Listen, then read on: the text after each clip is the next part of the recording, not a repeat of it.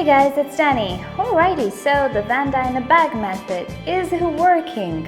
No, it's not. I know it's only been a few days, but I pre-recorded that video, so it's actually been 5 days or so in real life. And I had enough time to figure out it's simply not for me. I had a few problems with that method, so I'll tell you what they were.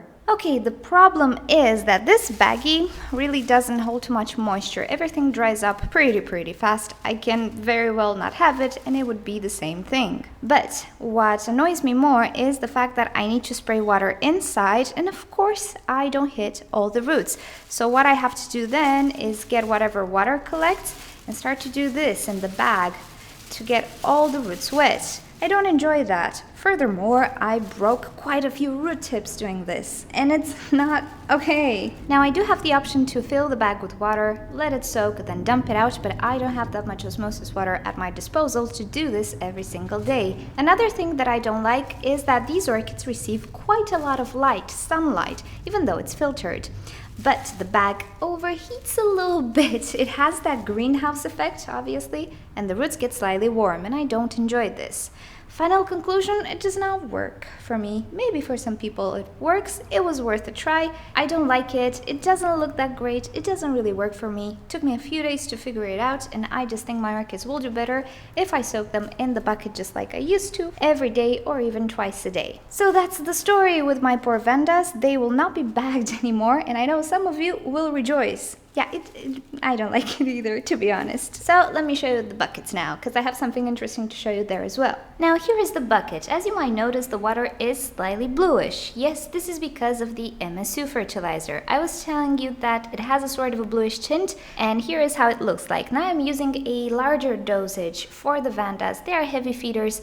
I have to tell you that ever since I started the MSU, I don't see any root burn, but we'll make a update in due time with that, so I feel more confident to actually use a larger dosage, particularly with Vandas because they are heavy feeders. So I have here 2 buckets that I'm gonna use. Sadly, I will have to share the water for 2 Vandas, and I'm okay with that. That's just what I need to do.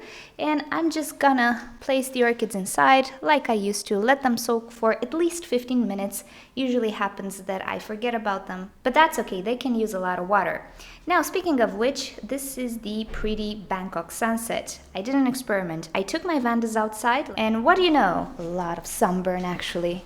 This leaf is sunburned. I have a few more towards the back there. A few leaves will probably drop more towards the base. And yeah, this climate, it's not really suited for any orchid, not even Vandas. I also burned my Sesquipedale. I tried him outside as well. Did not work, so yeah.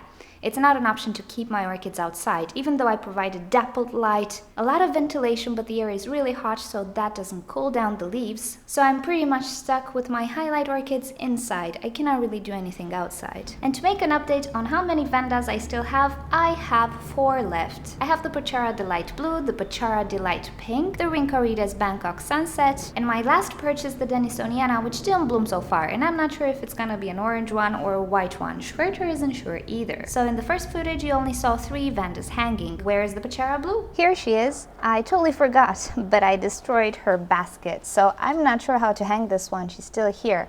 I'll probably try to manufacture a sort of a basket, or at least try to figure out how to hang it, because she does have a pretty massive root system, and I simply cannot put another basket on her. But that will be for a different video. I have some ideas that I want to try out, but if you have some ideas of how to hang this orchid, please do let me know. I would prefer not to use wire, because I had a really weird thing happening with floral wire. It absolutely damaged a cane from my Dendrobium anosmum, so I don't really want to put any wire on the roots. I have a plastic hangy thingy. I have wire if it doesn't touch the orchid. I think I'm okay with it. I also have a raffia, so we'll see what to do with these 3, but if you have ideas, do let me know in a comment below. Bottom line is Vanda in buckets, hanging bare root, all of that is back on my channel. I'm returning to my usual style of growing Vandas, and if you'd like to see how that will work out, make sure you're subscribed so you get notifications whenever I post a video. And that's enough for today, guys. Thank you for joining. I'll see you all next time. Bye.